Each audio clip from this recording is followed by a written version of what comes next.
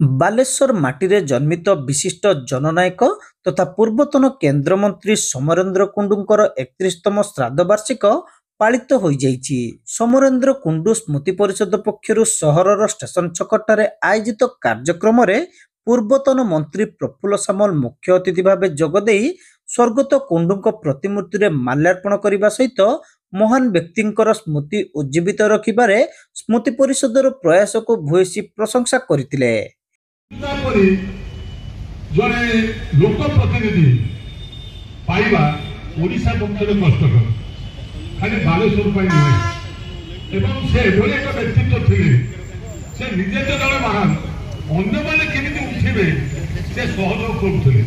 ବର୍ତ୍ତମାନ ରାଜନୀତିରେ ଗୋଟି କଟା ହୁଏ, କିନ୍ତୁ ସେ ରାଜନୀତିରେ ଅନ୍ୟକୁ ଉଠେଇବା ପାଇଁ ଚାହାନ୍ତି। ଏବଂ ଆପଣ ଆଶ୍ଚର୍ଯ୍ୟ ହେବେ, ମତେ ଯେତେ ଦୂର ସେ ଉଠାଇ ଦେଲେ ପୂର୍ବତନ ମନ୍ତ୍ରୀ ରଘୁନାଥ ମହାନ୍ତିସ୍, ପୂର୍ବତନ ବିଧାୟକ ଜୀବନ ପ୍ରଦୀପ ଦାସ, ପୂର୍ବତନ ବିଧାୟକ ପ୍ରଦୀପ୍ତ ପଣ୍ଡା, ପୂର୍ବତନ ବିଧାୟକ ସୁଧାଂଶୁ ଶେଖର ପରିଡ଼ା, ବ୍ରିଟ୍ ଅଧ୍ୟକ୍ଷ ଆଲୋକ କୁମାର ସାହୁ, ବାଲେଶ୍ୱର ଭଦ୍ରକ କେନ୍ଦ୍ର ସମବାୟ ବ୍ୟାଙ୍କ ସଭାପତି ଗଣେଶ ଚନ୍ଦ୍ର ମହାପାତ୍ର, ପୂର୍ବତନ ଜିଲ୍ଲା ପରିଷଦ ସଭାପତି ଗିରୀଶ ଚନ୍ଦ୍ର ଦାସ, ପୂର୍ବତନ ପୌରାଧ୍ୟକ୍ଷା ତପନ ଚକ୍ରବର୍ତ୍ତୀ, ପୌର ଉପାଧ୍ୟକ୍ଷା କୈଳାସ ସେଠୀ ପ୍ରମୁଖ ଏଥିରେ ଅତିଥି ଭାବେ ଯୋଗଦେଇ ବାଲେଶ୍ୱର ଜିଲ୍ଲାର ସର୍ବାଙ୍ଗୀନ ବିକାଶରେ ସ୍ୱର୍ଗତ କୁଣ୍ଡୁଙ୍କର ଗୁରୁତ୍ୱପୂର୍ଣ୍ଣ ଭୂମିକା ସମ୍ପର୍କରେ ଆଲୋକପାତ କରିଥିଲେ। ବାଲେଶ୍ୱର ଜିଲ୍ଲାର ଉଡ଼ନ୍ତା ପୋଲ ଓଡ଼ିଶାରେ ପ୍ରଥମ ନିର୍ମାଣ କରିଥିଲେ।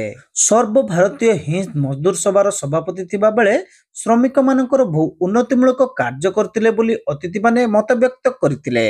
ବାଲେଶ୍ୱର ସମେତ ତତ୍କାଳୀନ ଓଡ଼ିଶାର ବିକାଶରେ ସ୍ୱର୍ଗତ କୁଣ୍ଡୁଙ୍କର ସୁଦୂର ପ୍ରସାରୀ ଚିନ୍ତାଧାରା ଓ ନିଷ୍ଠାପର ଉଦ୍ୟମ ତାଙ୍କୁ ଜିଲ୍ଲାବାସୀଙ୍କ ଠାରେ ଅବିସ୍ମରଣୀୟ ରଖିପାରିଛି ବୋଲି ବକ୍ତାମାନେ କହିଥିଲେ।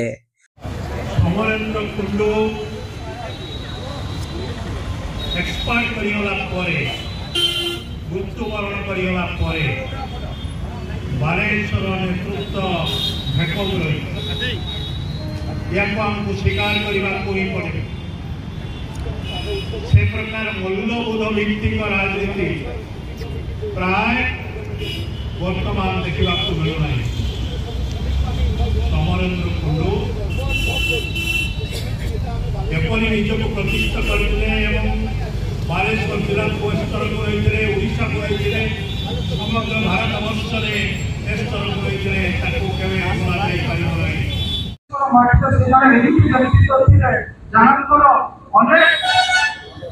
लोक बालेश्वर हो भद्रक हो कि मयूरभंज अंचल अनेक लोक आदर्श अनुप्राणित समस्ते जो रास्ता समग्र कुंडू देखी समाजवाद रास्तार परिचालित हम एवं लोक मान सेवा कर अनन्य उदाहरण सृष्टि कर रास्तार आम परिचालित हम। बालेश्वर मात्र अत्यंत सुयोग्य सरकार सहित मिसिक काम कर कथा एत बड़ पद पदक रही गर्व अहंकार दूर राजनीति जो जिन अच्छी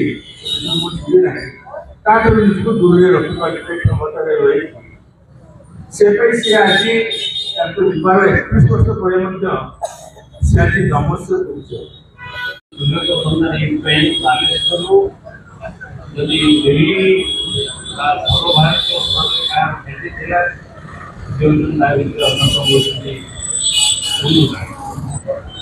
सी समाजवादी आंदोलन प्रधान थे। आज आप दुईटा कथा संविधान को काटिया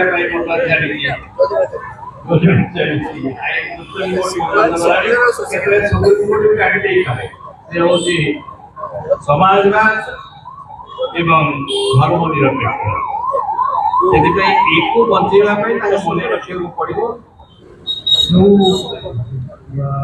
महानायक बालेश्वर कथा को जो कथा प्रतिक्रमा कहते बालेश्वर ओडिशा जो कथा को दिए विभिन्न सहयोग बालेश्वर प्रति जहाँ अतुल्य दान रही केवे भूली जा निश्चित भाव में आम पक्ष भूल हम तेज आज दिन मन पकड़ विशेषकर आयोजन कर धन्यवाद दूसरी। कुंडुदाଙ୍କ प्रति गभीर श्रद्धांजलि जनाउछु। स्मृति परिषदर साधारण संपादक श्रमिक नेता अरुण कुमार स्वाई एथिरे प्रारंभिक सूचना सह स्मृति कमिटीर आभिमुख्य संपर्क रे सूचना दैथिले। आज कुंडुदांकर 31तम श्राद्ध उत्सव 31 वर्ष धरी बालेश्वर स्मृति कमिटी जो कुंडुदांक स्मृति कमिटी अच्छी से कमिटी तरफ पालन हुए एथिरे सब श्रमिक माने इनवॉल्व होती जो आम गर्व अनुभव करूँ जो सेमिति नेता आम बालेश्वर पाइलु गुणगान करने आज बालेश्वर समस्ते जी सीनियर लीडर बालेश्वर जिले में समस्ते आसिक पहुँचती से स्मृति ज्ञान करुँच आशा करुचु कुंडुदा को आहरी आगू को नापी भुवनेश्वर यापर मीटिंग हम अन्य जो दायित्व थिला बालेश्वर वासी के प्रति जो कर्तव्य थिला सेमिति नेता आज मिलूना तो सेमिति नेता को श्रुतिगान करने सब कल्चर को बचाई आम HMS तरफ सब चेष्टा कर आगू मत करूँ। काउंसिलर मीना महांती, संजीव दास, कृषक नेता अरुण जेना, साहित्यिक डॉक्टर हरिश्चंद्र बेहरा, कवि श्रीदेव, प्रोफेसर शत्रुघ्न मल्लिक प्रमुख एथिरे सम्मानित अतिथि भावे जगदे स्वर्गत कुंडुଙ୍କ प्रति श्रद्धांजलि ज्ञापन करी तांकर जीवनादर्श संपर्क रे स्मृतिचारण करथिले।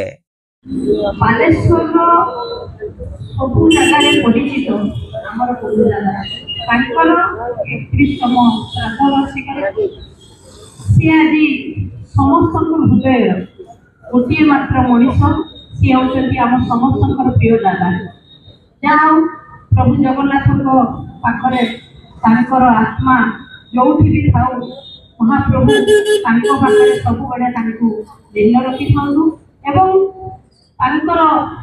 आजिका दिन में मोर भक्तिपूर्ण श्रद्धांजलि ज्ञापन करूँ। अन्यमानक मध्यरे श्रमिक नेता शरद साहू, शिवप्रसाद दास, शेख श्यामसुद्दीन, नरहरि महालिक, अंशुमान मल्लिक, कृषक साथी नेता दुर्गा प्रसाद दली प्रमुखों समेत विभिन्न शिल्पानुष्ठानर भू श्रमिक एथिरे उपस्थित रही स्वर्गत कुंडू को श्रद्धांजलि ज्ञापन करथिले।